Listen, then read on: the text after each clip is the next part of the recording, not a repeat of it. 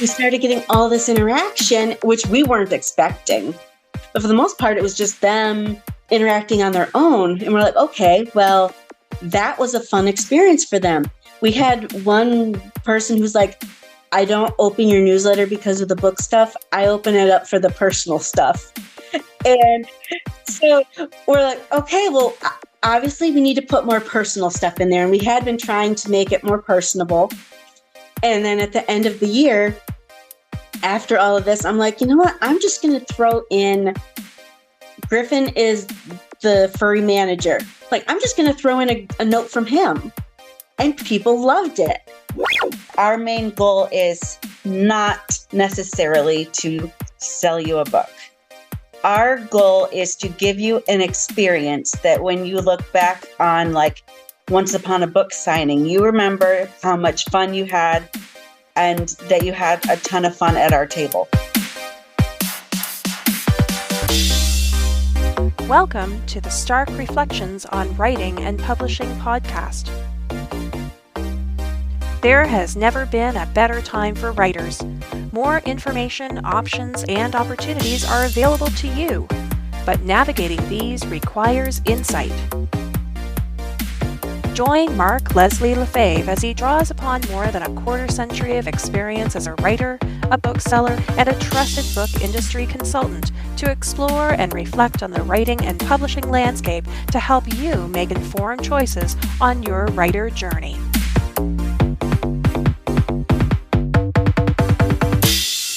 Hello, Reflectives. Welcome to episode 355 of the Stark Reflections podcast.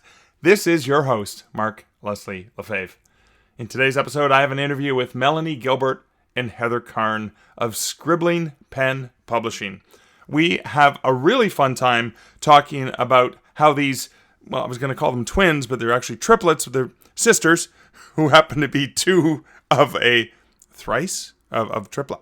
Basically, these sisters who were born at the exact same time, how they got into writing, how they ended up collaborating together, and then we get into what they discovered about focusing on the reader experience and how they've leveraged that in such a fun and dynamic way. And that is coming up later in this episode. But first, let's hear a word from this episode's sponsor. Ready to elevate your writing career? Join the Cruising Writers Group Sailing the Caribbean from Galveston on February 22nd to March 1st, 2025. This time, we're focused on indie authors, with special guests Mark Leslie and Erin Wright leading a deep dive into the world of self-publishing. You'll come away with invaluable insights, but also great memories as you connect with other writers and explore charming ports of call in Roatan, Honduras, Costa Maya, Mexico, and Cozumel. Visit cruisingwriters.com to book your spot today. That's right. This episode's sponsor is Cruising Writers, and I am one of the guests on Cruising Writers in March 2025. You have plenty of time to plan for this, but don't delay. I'm so looking forward to spending all of that time on a cruise ship and obviously checking out all of the amazing destinations, but basically getting a chance to do some, personal in-depth one-on-ones with every attending writer, as well as some workshops and presentations, etc., etc. Lots of bar-con-ish stuff will be happening too, because, we're all on a ship together. We are all on this writer journey together, and I get to actually meet Erin Wright, of Wide for the Wind fame, in person for the first time, because we've had a bunch of near misses in the last couple of years, and we only have ever chatted with one another online. So I am so looking forward to it, and I'm so thrilled to have Cruising Writers as the sponsor for this episode, as well as the invite to have me as one of their featured special guests for their special Cruising Writers Focus on Self-Publishing. Now, that's for the sponsor of the podcast, but I do also want to say a huge shout out and thank you to the folks who support this podcast over at patreon.com/starkreflections. Thank you guys so much. Your support continues to mean the world to me. Really appreciate that. Of course, If you want to support the podcast, you can always leave a review on the podcatcher of your choice. You can also leave comments too. Yeah, that's kind of cool. Leave some comments. And comments from recent episodes. I'm just going to read here. This was from @EdwinDownward over on Twitter/X for episode 354 with Lydia and David Shearer. And Edwin says, late getting to reflecting on the last Stark Reflections podcast this week. He had a couple on who talked about how becoming part of their respective communities helped accelerate their plans and get them further ahead than they ever expected. That's right, Edwin. It's about community. It's not about selling. And I guess we talk about that in a different way in this episode coming up. And another recent comment from Edwin, because I have to go back and play catch up, and there's other comments. I'm sorry. They're lost in the sands of time, but thank you for your comments. But another recent comment from Edwin for episode 355, which was the episode Dao Wong on the Toronto Indie Author Conference coming up in May, where I am a guest. And if you're coming, please, please, please say hi. Let me know that you're listening to the podcast. Looking forward to hanging out with you guys there. And everyone else there, of course. even if they don't listen to the podcast, I'll still like them. Edwin's comment was the latest Stark Reflections introduced us to a new indie author con taking place in Toronto, Canada, but it also hits us with the comparative costs of starting a writing business compared to just about everything else. That's right. It's so easy for us, and thanks for that reminder, Edwin. Again, you can leave comments over on social media. I'm at Mark Leslie on the Twitter sphere. You can comment right on the blog for the post for the show notes at starkreflections.ca, or you can email me directly, mark@markleslie.ca. Okay, now for some personal updates. Okay, so I'm in a story bundle, storybundle.com/writing, and it is a fantastic story bundle that is only going to be available for not for very long. It's going to be not available for very long. As a matter of fact, as I'm saying this, I'm going to storybundle.com/writing. Oh my God, look at that! I'm doing it live on the fly. Well, not live, it's Memorex or whatever it is. This is the Wright Stuff bundle, and it's been curated by Christine Catherine Rush. And this includes a bunch of books. Maximizing Your Success, a Freelancer Survival Guide from Christine Catherine Rush. B.A. Paul, Life Along the Way. J. Daniel Sawyer, Becoming an Everyday Novelist. And Dale A. Dramatis, Researching History for Fantasy Writers. So you pay what you want, and you get these 4 books. Yeah, and ebooks. Pretty cool. Or if you pay up to $20, you'll get those 4 ebooks, but you will get Make Me Read, an editor reveals how to make him buy your story by Dean Wesley Smith. You'll get Kickstarter for Authors by Anthea Sharp. You'll get Playing the Short Game, the 2nd edition, Douglas Smith's book on short fiction, how to market and sell short fiction. And I have to buy this because I have the 1st edition. And Tracy Cooper Posey's The Productive Indie Fiction Writer, Strategies for Writing More, Earning More, and Living Well. You also get the pop-up series, Fear of Success, which is an online workshop from Dean Wesley Smith. And you get a book in hand by Mark Leslie Lefebvre, Strategies for Optimizing Print Book Sales via Signings and Other In-Person Events. You're actually getting a exclusive sneak peek edition, because that book is not coming out till later in 2024. But when you purchase it, you will get the 20,000 words of that book. The full book will be about 50,000 when it's done, but you will get a link where you can say, hey, send me the full book when it's ready, and you'll get the full book as well, just for that low price story bundle. So a book in hand is a story bundle exclusive. Playing the Short Game by Douglas Smith is a story bundle exclusive.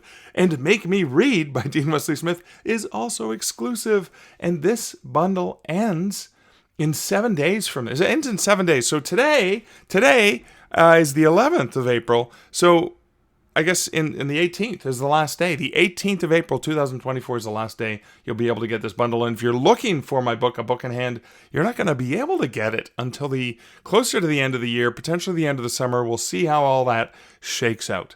But I am excited to be in that story bundle at storybundle.com/writing. And other interesting news is, so I'm still chipping away and tweaking the very, very final bits and updates for Only Monsters in the Building, but I did finish the bulk of the majority of the work on that. So a lot of stress is off my shoulders on that one. So that is really thrilling and exciting for me. And I also already have the cover for the next book in the series, which is A Canadian Werewolf in London, Ontario. I have Michael going back to Canada to dig into his own roots and uncover some family mysteries, etc.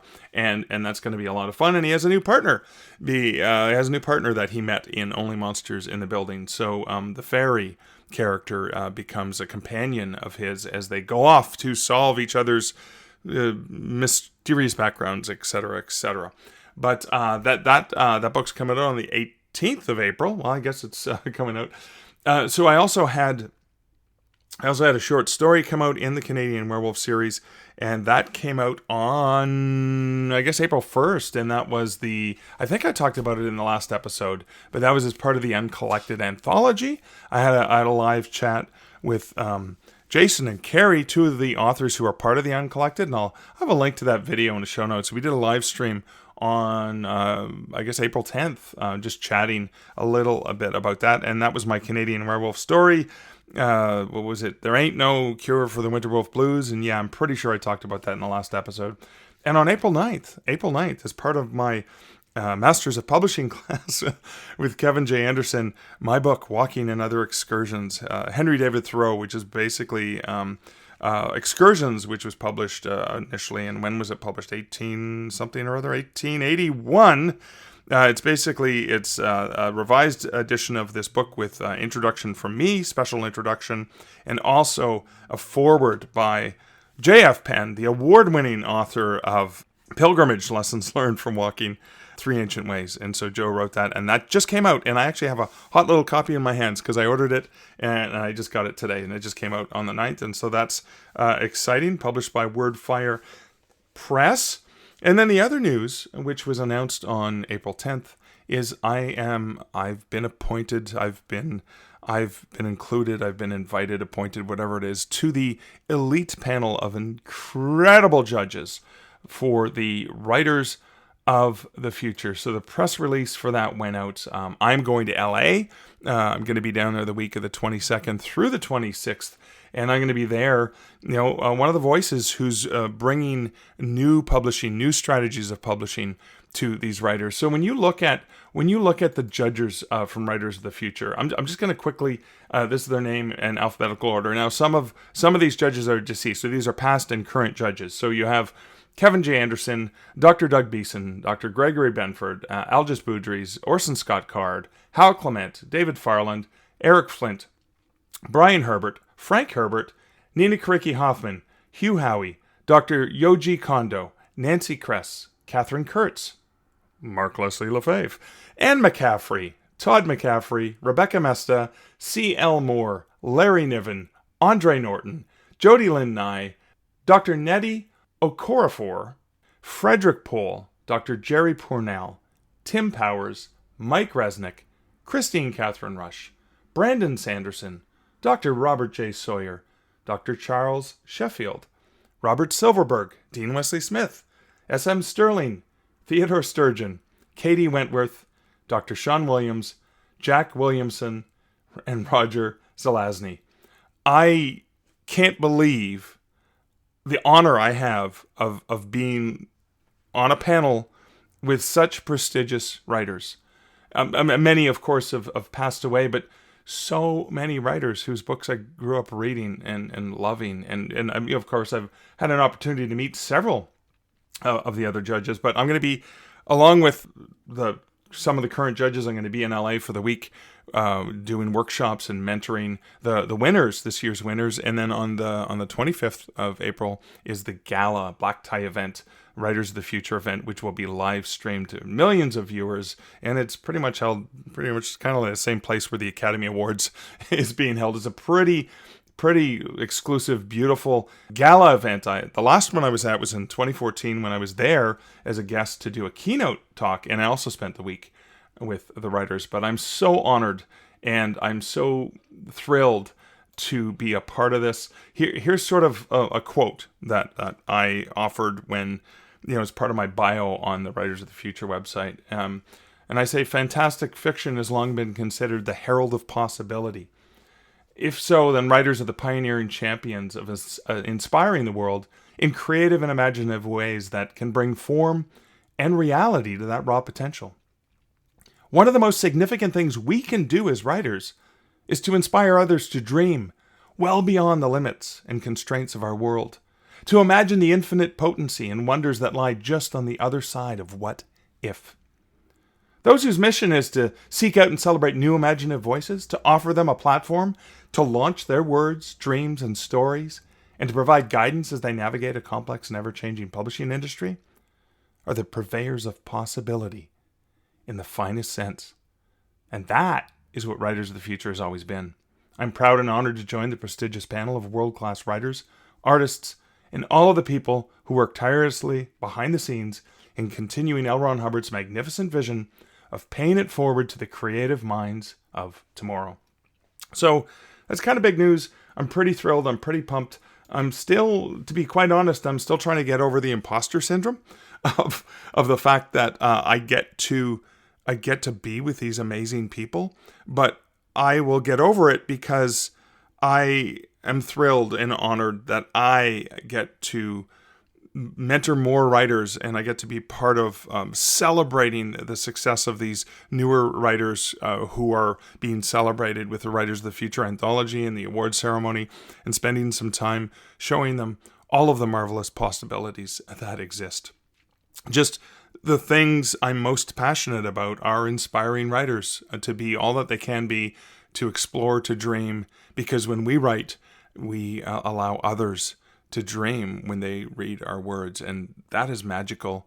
That is so powerful. And that's something that you, dear listener, that you're responsible for. You put that out in the world. And if you haven't yet released a book, just think of the marvelous possibilities when you share your talent, your skill, your blood, sweat, and tears, all that goes into the work that you do to get on the page and to get out there and to inspire the world. So that is my really long update for this episode. As you can hear, my voice is pretty much back to normal. Knock on wood.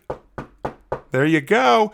Back to normal. Just as I begin some short trip here in Ontario, and then I'm back, and of course then I'm in Los Angeles for a week, which I am so looking forward to, particularly because I haven't been back, and I did set one of my Canadian werewolf novels there, so it's like maybe I can go visit some of the places I was talking about. Although the one brewery I had Michael go visit is sadly closed, so I want to get back to that other bar that he goes to, because wow, they had some great cocktails and a fantastic selection of beers. But who knows? It was far away from Hollywood Boulevard, so I may just be staying in that sort of downtown area of LA. But again, that is it for my lengthy introductory matter. Why don't we get into the interview? Yeah, that's a good idea.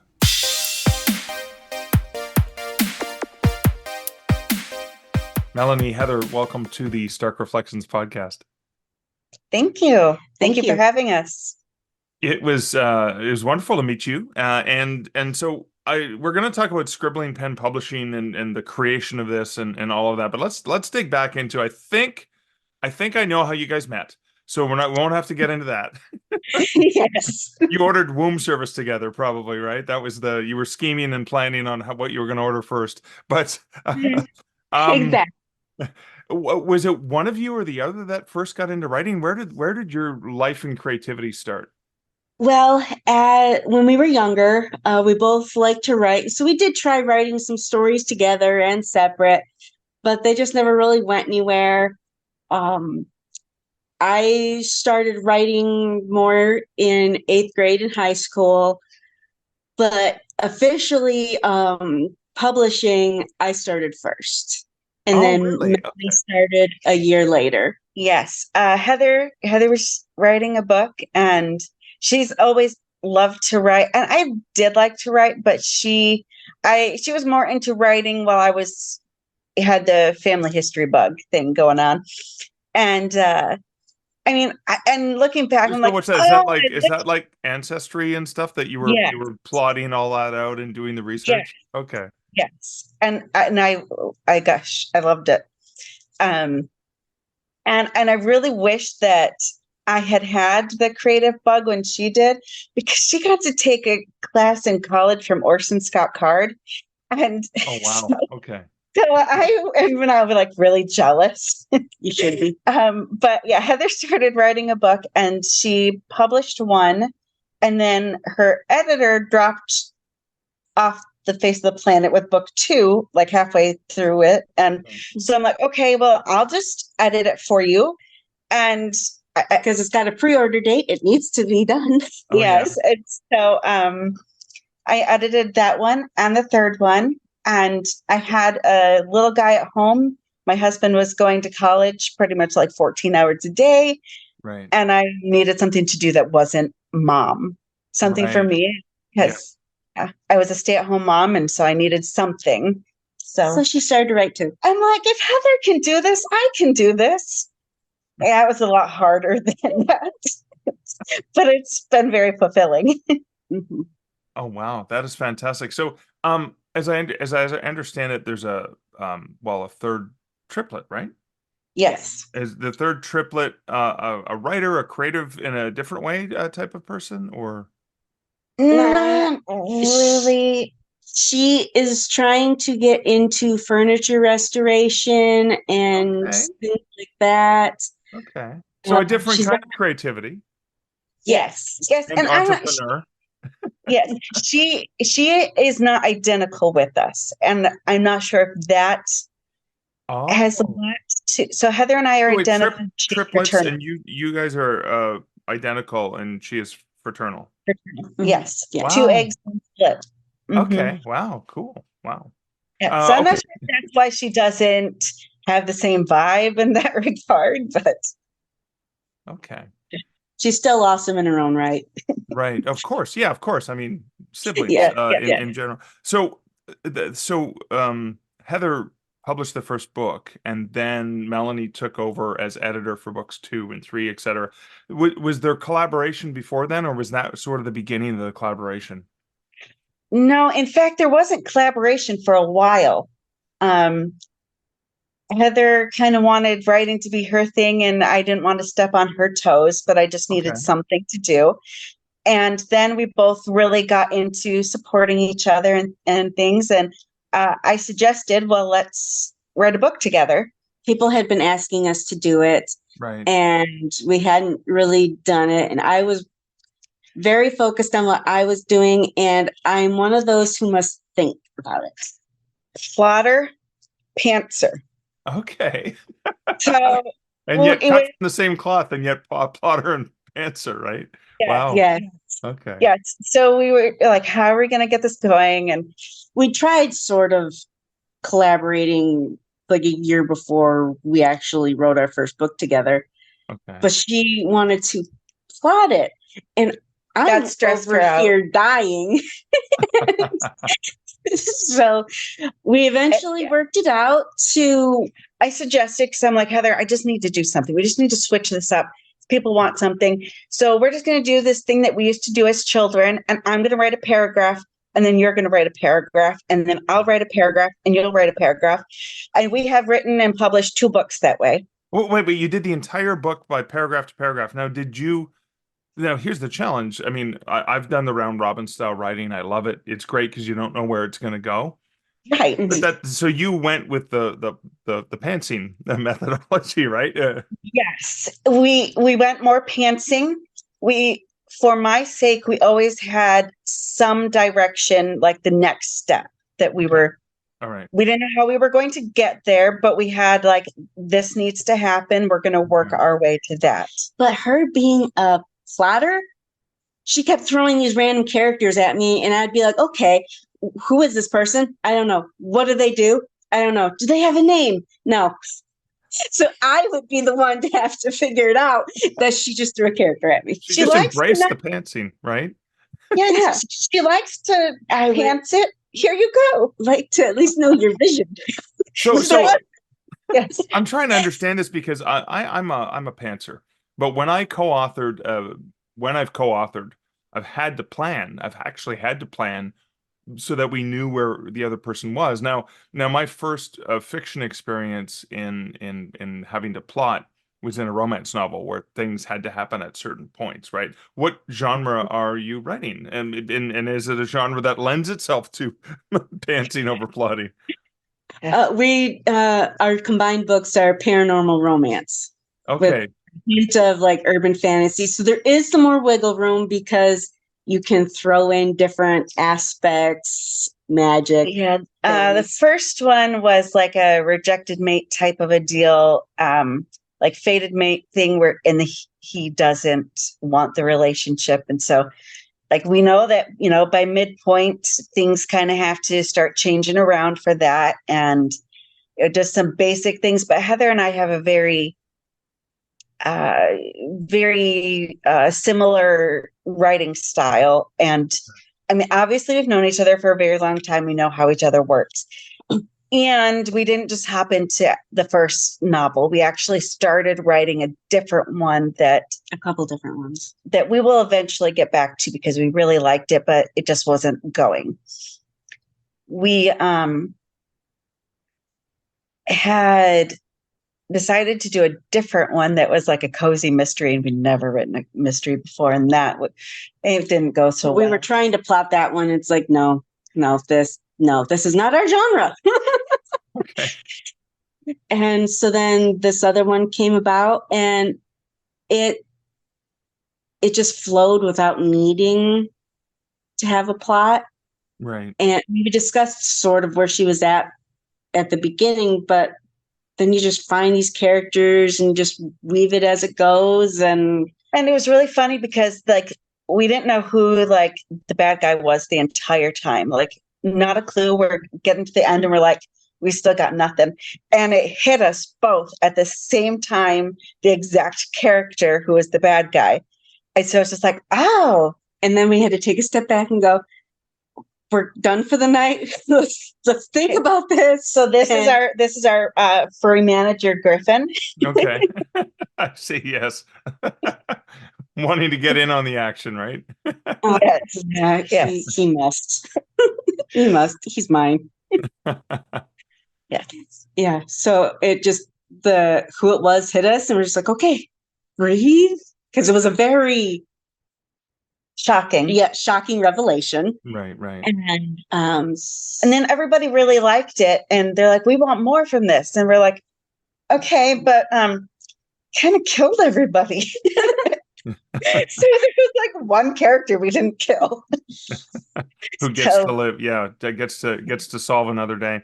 So in that process of writing, now you talked about the round robin style of writing. Is that a style of writing you've done for all of your projects?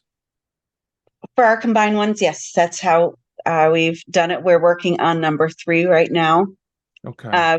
We use Facebook Messenger if we are not together, and we just say like tag, you're it, and go back and forth so we know it's time. Otherwise, we just sit next to each other in the same room. And we have a rule that we use a Google Doc and we share it. Yeah. We have a rule that if it's not your turn, you can't look. You can't okay. the other person reads because it makes us nervous. Yeah. Okay. There's no watching, right? I'll let you know when you can open it. Okay, that's fair enough. Yeah, I remember my very first experience doing that was on a typewriter with a friend, and you'd go in the other room and have a coffee, and they'd work on the paragraph or two. And it wasn't necessarily, it was just like a small block of text, not just one paragraph. And then they say, okay, it's your turn. And that's how we would spend an afternoon. But again, it was a typewriter. It was physically located, not like Google Docs, which you can view from anywhere. Exactly. All right. Exactly. So I guess what I was curious about is, so, in that early book, Heather had Melanie editing for her. How do you do the editorial process? Like, so once you've got that first draft done, what's the next phase? Going through it again and changing anything that I needed to because I pants. And then she will read through it, and I will fix as many mistakes as I can find. And then commas are not my forte. Okay. And so we have now started hiring out a proofreader. Okay. But we will get it as cleaned up as possible before we send it over. And then she's really quick and enjoys that. But yeah, and if Melanie found something in the story that didn't make sense or wasn't good, We're each other's beta readers. yeah, Okay. and One of them. yes, we are, and we're very honest with each other. And sometimes it's like, okay, well, was there something in this book you liked? Like, yes, I liked this, because sometimes you get Heather a little too into the fixes to make it better. Yes, Yeah. Heather had a novella that was not going so easy for her. And so we will suggest like changes or things that we think would improve it. And I mean, she had to reorder her whole thing, but it turned out great in the end. Everybody loved it. Fantastic. Now you had when we were chatting, there was like the reader experience is one of the elements that we wanted to dig into. Let's dig into how do you guys are like how do you think of that reader experience when you're putting the book together? So it all started, I had taken a Disney customer service class at work, and it got me thinking about the customer experience because you go over a big chapter of it. And that's one piece. And then the other piece is, it took a few years ago, it took the doctors about a year to figure out that I had gallbladder issues, and the pain I was feeling was from the gallbladder, and to get it out. So I started crocheting cats, a bunch of cats. Okay. And we're like, what are we going to do with these things? Because there's like 20 to 30 of them. Yeah. So we decided to take them, after much begging, to a signing. And I was teasing Mel, it's the contingency plan. If the book's on sale, we can sell cats. And that's exactly what happened. Is that all these people are coming over and they're buying cats, and then we get to tell them about the books. And so then we started morphing this idea of, well, why don't we make book-themed cats? And then if people want to buy the book, or they have the book in ebook form, they can have a reading companion. Okay. And it's just like, okay, well, and then, you want to talk about Once Upon a Book? Okay, so then we do this signing called Once Upon a Book. And there was one year because of COVID, we had a large overstock because we had planned for all of those signings. And some of the books were being recovered.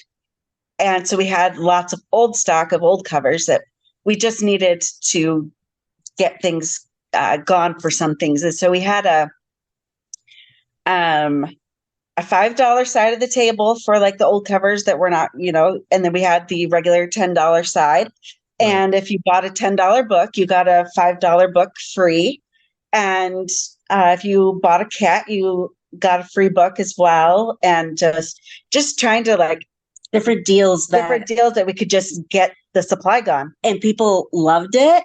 And we were, after every signing, we think about how we can make their experience better. Yes, they were walking away very happy. However, one of the problems is that some people were walking away with a lot of books and they didn't have anywhere to put them. Oh. So like, okay, tote bags. We can, tote bags are great. They can put it in, they can have it on their shoulder. They can use it for the rest of the time throughout. Yeah. And if people see, okay, well, where did you get that bag? They can send them over to us, right. Which is exactly what happened with the cats. Yeah, the cats are great because Heather had a red, white, and blue cat. And at our last Once Upon a Book, the person next to us was a historical romance author for the Civil War time. And so she put the red, white, and blue cat on her table. She bought it and put it on her table to display. And so people are like, oh my gosh, the cat, it's so cute. And she's like, they have the cat. So it was, that helps to bring people to the table and to sell.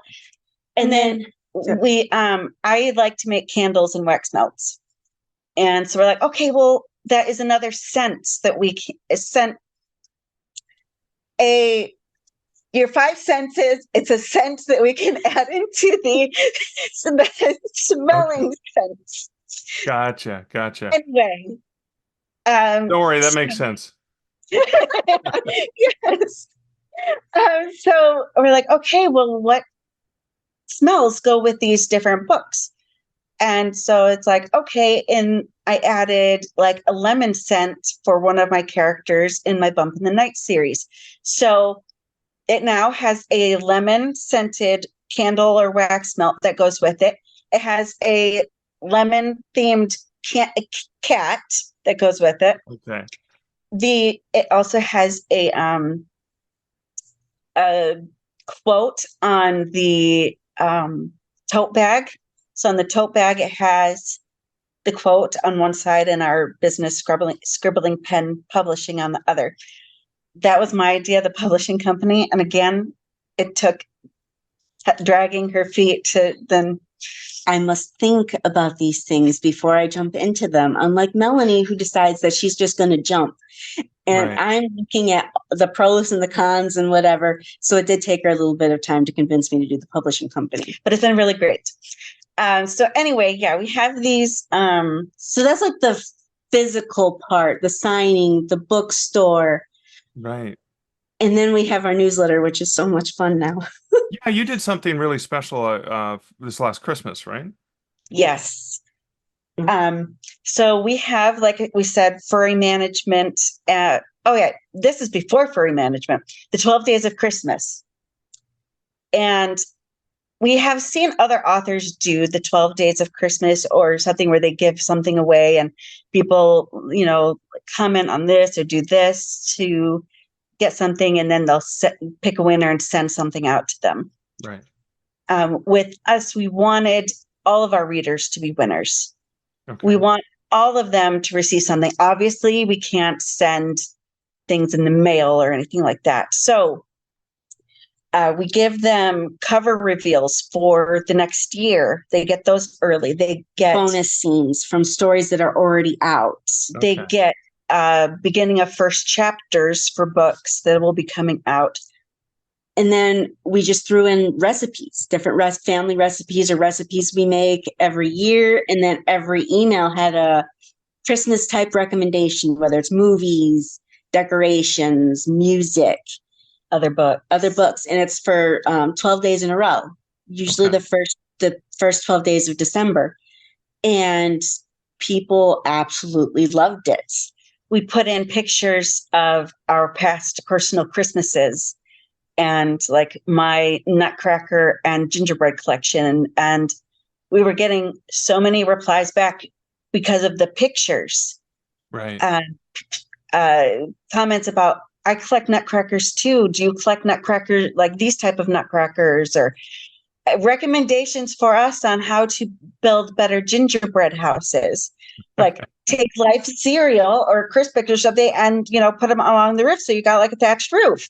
I'm like, oh, well, that's fun. Right. So we started getting all this interaction, which we weren't expecting. There was nothing really in there that said, reply to this.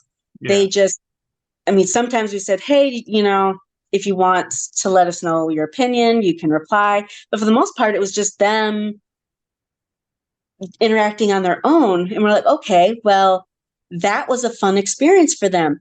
We had one person who's like, I don't open your newsletter because of the book stuff. I open it up for the personal stuff. Okay. And so we're like, okay, well, obviously we need to put more personal stuff in there. And we had been trying to make it more personable. And then at the end of the year, after all of this, I'm like, you know what? I'm just going to throw in Griffin is the furry manager. Like, I'm just going to throw in a note from him. And people loved it. So like, okay, we had always teased that Griffin was the manager and Link was the assistant manager, but they played no part. Right.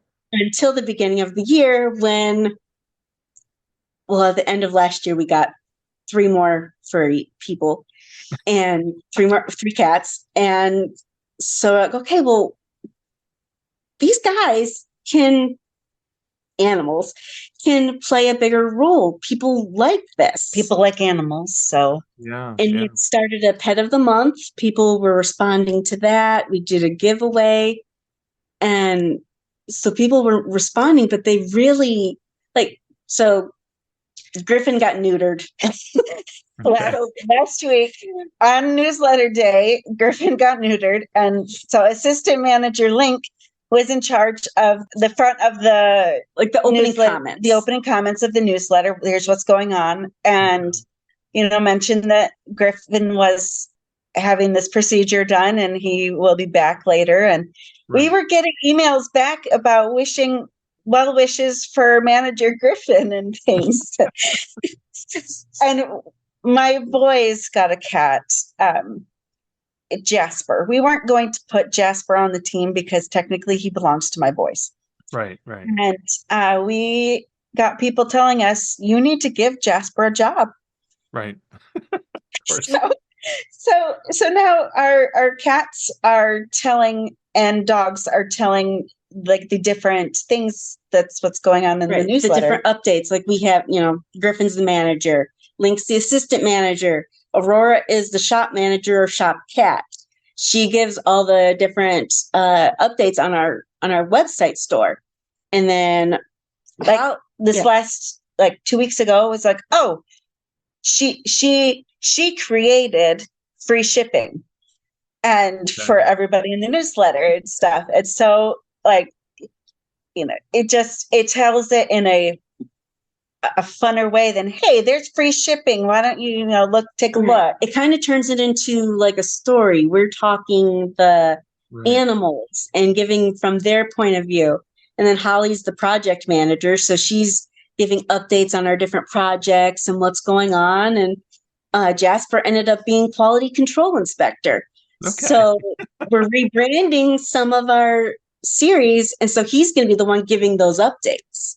Right. So it's kind of a fun way to update our readers and those who don't really read it for the book on what we're doing. Right. And we still throw in, recommendations, or the animals will just throw something random in. I mean, this last one, oddly of all things that caught people's attention was I had made corn chowder either that day or the day before.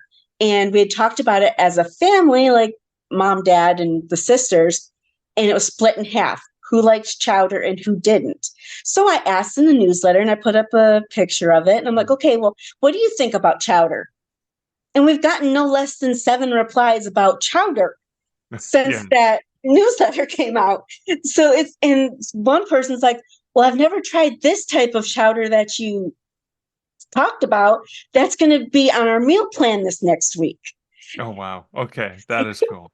So we're getting so much reader interaction. That's fun. And that is their experience with us, is that it's fun, it's engaging, and they get to, not only engage with us, but animals. And Pet of the Month, this last one, we had someone completely out of the blue email us about the Pet of the Month, that they loved how they looked. It's like, okay, well, now I get to tell the owner of the Pet of the Month that people like their dog. Our goal, obviously we're authors. Obviously we want to sell books, but our main goal is not necessarily to sell you a book. Our goal is to give you an experience that when you look back on, once upon a book signing, you remember how much fun you had, and that you had a ton of fun at our table. And it's not like, we are not pros at this or anything, but we want people to enjoy books. We talk to everybody who goes past. Whether you are a person who reads our genre or not, we want to make sure that you are having a good time, that you feel welcomed at the signing, and we just want to talk to you, which it's a good thing that there are 2 of us, because one of us always gets pulled into a conversation, and so the other one can man the table. That's good. And you're both intimately familiar with all of the products, not just the books, but all the products that are available for engagement there. Wow. And we're already planning on things that we can help with the store and future signings. What we can do to make their experience better? How can we broaden this? So we're finally able to get into audio and being able to do that. So we're adding in different senses again. And we're thinking about doing soaps. So you can have that different experience with the different smells and different crocheted creatures. So again, you have more reading buddies if you want. And right. So you've got a bunch of in-person events probably slated for the forthcoming year, 2024. We are hustling to try to find more because a few of ours canceled or had to get rescheduled. So we are hustling to find more of them for this year. Okay. But yeah, we are trying to plan out more of them and what our table and setup will look like. Right. We are working on revamping our pitches a bit to make them more entertaining. And then actually, we've just been discussing having a reader experience bag. So putting all these things in a tote bag, and they can buy the tote bag full of the experience, the cats, the melts, the books, other things that we come up with. They can buy that experience from us. And what is one of the major, we haven't fully discussed how we're going to do this because we just came up with it. But one of the major problems that you will find at some signings is, I flew in. I have to watch how many books I buy, my weight limit. Yeah. So we decided we're going to take packing boxes and envelopes, and we're going to take them. And you want to buy this series, you can't take it home with you. Okay, for an extra $5, we will ship it to you. And we will sign it and pack it right here in front of you so you know it's coming. And put the labels on. Oh, that is fantastic. See, that is a unique reader experience that you get the best of all worlds. I arrive home and then I get this thing that is delivered in the mail. It's either waiting for me or it comes a few days after I get home. That is fantastic. And then, so the newsletter, how frequently are you sending the newsletter out? It's got to be more than monthly, right? Yes, we had been doing it twice a month most of last year. And then after 20 books in Vegas, we decided and then because 12 Days of Christmas was right after that, we decided we need to do this more frequently because that's when we started getting the responses, was the 12 Days of Christmas, because we were sending so frequently. We were getting into the people's inboxes, and they were opening, maybe not every day, but they'd open them and then response. We're okay, but we're getting responses off of more newsletters instead of less. But we don't want to bug you, so we're not going to send out a whole lot. But then we started getting all of these responses, and we're okay, well, we need to do it more than we did, because obviously people want to hear from us. Right. Yeah, so we do them weekly now. It's a lot of time and stuff, to not a ton, but it's time weekly to put into it. But we found it's really been worth it. It's very beneficial. I mean, even if we have nothing to update book wise, whoever's writing up the first comment, whether it be Link or Griffin, they're just giving, a little update on our lives and what's going on. And we're finding that we're really boring people. Yes, we are not very we don't go out and do things, especially it's winter. It's cold. Yep. It's negative degrees. That's the high. Yeah. Last week we almost got 2 feet of snow and 2 storms. So it's we're not going anywhere, but what are we doing at home that could be interesting? Right. So it's okay, no matter if you have an interesting life or not, there are things you can come up with to entertain your readers. It's not we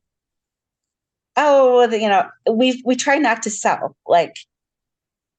Yes, we will put it in there, but our main goal is not to force a book down your throat. Yes, we will tell you when there's a sale. Yes, we will tell you when there's free shipping, and we give updates on the projects that we're working on. Right. But it's not hey, you need to buy this. Instead, we have, the little button that says, if you're, click here if you want, more information or whatever. Right. And I'm curious to know then. I mean, you're putting so much energy, so much time, so much passion, so much commitment to creating these great experience products to, the voices of the furry managers, etc. Has that taken away from the time that you spend actually getting the writing done? No, no. I'm the one who crochets all the Right. cats. Okay. And it used to take me a little over a day to make one. Now it only takes a few hours. I have the Right. pattern memorized, so it helps. Okay. And it's Heather's, I need to step away from the words and think for a little bit or just decompress thing. It Okay. is her, we each take Sunday off to spend time with family and things. And it is her, I'm going to relax. And this is my hobby, passion thing besides the books. Right. And for me, I'm a stay-at-home mom. I have all the time in the world between 7:30 and 2 o'clock. And so I can, punch out the words, get the news. Like there's a lot of stuff to do. And I do take a majority of the heavy lifting for the publishing company. Right. But it doesn't really, if I stay focused, I can, punch out the words. Then there's time for other things that need to get done. So it doesn't really take time because it's our fun thing, like Right. figuring out what people want, trying doing the voices for the different cats. Like they have such different and all the pets have such different personalities. Aurora, my tuxedo cat, is the funnest to write for. She's a diva, a complete diva. Right. And so she will introduce herself, such as, I am Aurora, youngest daughter of Melanie and Brian, second kitty to the Gilbert family, and the prettiest of young debutantes. Okay. So that is like how she introduces herself. Right. And so that is her voice. And I feel like it has given us good practice on how to write voice. Yeah. And how to write different personalities. So it's not just like, oh, this is work to get this done. I feel like it's given us a lot of practice on how to write differently and get into other people's heads. That's right. fantastic. The last one, one of the cats ended theirs with, well, one of the dogs just ran away with my mouse. I need to go save my mouse. So we're moving on. Right. Oh, man. Little things that keep us creative. And the tote bags, they took a long time. They did. But they also, again, kept me creative and I wanted to do them. I have a new addiction to the crickets and heat vinyl and different things. And just thinking about how happy people will be when they get them. Yeah. And it just makes you feel good. And they did. People loved them.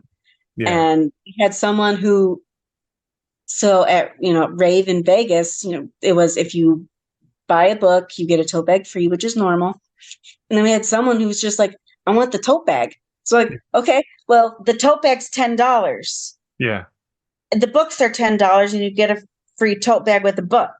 He's like, oh, well, I'm just going to buy a book. Yeah. Yeah. So they love that. And just knowing that their experience with the things that we're doing is positive, no matter how much time it takes, it's worth it.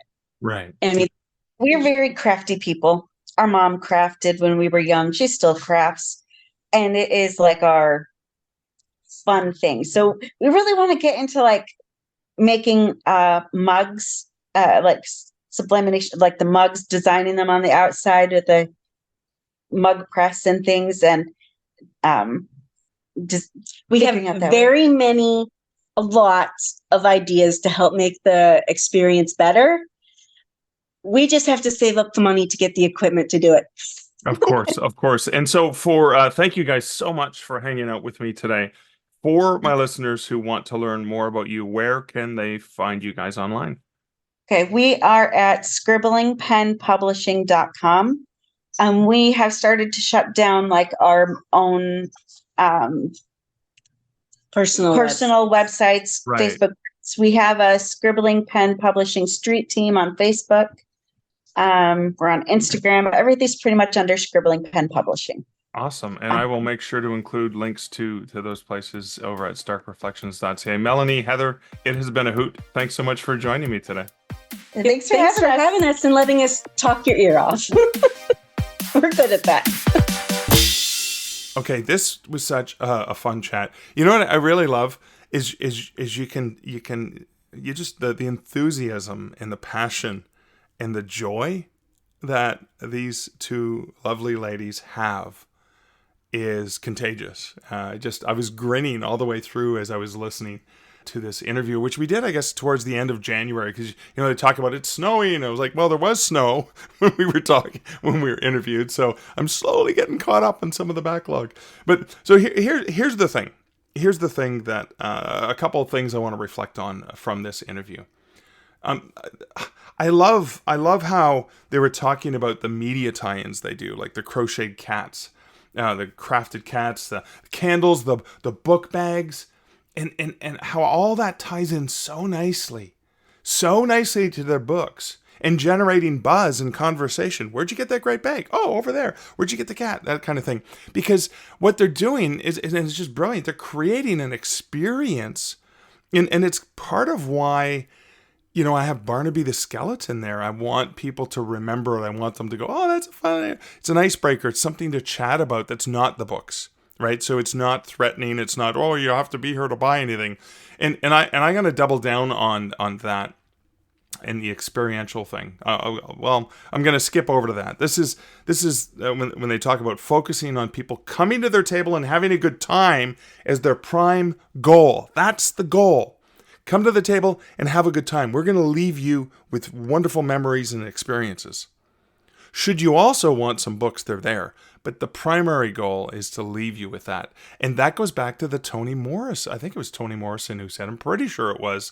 I could go look it up, but I'm just going to go off the fly and say, I'm pretty sure it was Toni Morrison who said, people will not remember what you said, but then will make you, they will remember how you made them feel. Oh my God, how you made them feel. Okay, so my apologies to Toni Morrison for screwing up the quote. Toni Morrison said it way more eloquently, but people will not remember what you said, but they'll remember how you made them feel. And that's so important, so critical, and they're applying that so beautifully. It's not about the selling, it's about giving them an experience. And it may lead to diehard fans, not just selling a book. And that's a long-term, more beautiful goal. But then they come back to the newsletter. So they have the in-person experiences that they're doing, which are just phenomenal. And I met them in person. They're fun. They're fun online too, but they were fun in person. But the animals telling their stories, creating a delightful and fun way for their fans to interact and connect with them. It is so interesting. So instead of, hey, we just released a book, no, let's hear it from the cat's perspective or the dog's perspective, or the dog's having a surgery, so the cat's going to talk about that. And it just creates this. Liz and I do this. We do the voices of the animals in our house. We entertain the heck out of ourselves when we do that. Why not try that in terms of entertaining our readers? Because, if they're cat lovers or dog lovers or whatever, they, even if they don't own them, pets of their own, they probably have some experience with these little furry people. And it's just a great way to make it fun and make it a really enjoyable experience that's not about the books. The books are just a thing that they do. And again, I think their strategy is absolutely brilliant and beautiful. And as I'm doing more and more events, I'm going to look at ways that I can focus more on how do I create a fun experience for the people who want to come and talk to me, instead of worrying about how many people am I going to sell my book to. I hate selling, but I love interacting with people and talking about really cool, fun things. So I'm going to look at ways that I can do that in a way that's natural and fits for me probably going to be related to skulls and wolves and scary things and stuff like that. But why not? So for yourself, what are those things that you're interested in that may or may not tie in to your writing? But also think about how that can challenge you creatively. Hey, what would my cat say about me, working all these crazy hours and beyond feeding time? By the way, it's half an hour beyond feeding time, and I haven't fed any of the animals yet. But what would they say about that? Because I was in the throes of writing, rather than me saying, "Oh, I was just working hours and hours and hours. I didn't even go to the washroom or eat." Now, who cares about you, Mark? But the poor cats, it's half an hour, man. They're practically dying. They're starving to death because I'm still working on the manuscript. Okay, I'm working on the podcast, but you know what I mean. You get that. It's a lot more fun, and it's a creative challenge to do something like that. So not only is it a really cool marketing exercise and branding exercise for that experience of the readers, but it's also a writing craft exercise when you think about it. I love when you can get two birds with one stone. Okay, that is it for my lengthy reflections. I hope you enjoyed episode 355. Hope you enjoy the podcast. Like I said, if you want to, one of the things you can do is share the podcast with someone that you think would find value in these stark reflections. That's a great way that you can help me. But you are helping me, of course, just by listening. Thank you so much for letting me bend your ear and share these amazing guests that I get to share with you, dear listener. So, until next week and until next episode, this is Mark Leslie Lefebvre wishing you great writing and good stark reflections. Thank you for listening to the Stark Reflections podcast. You can find show notes for each episode at starkreflections.ca.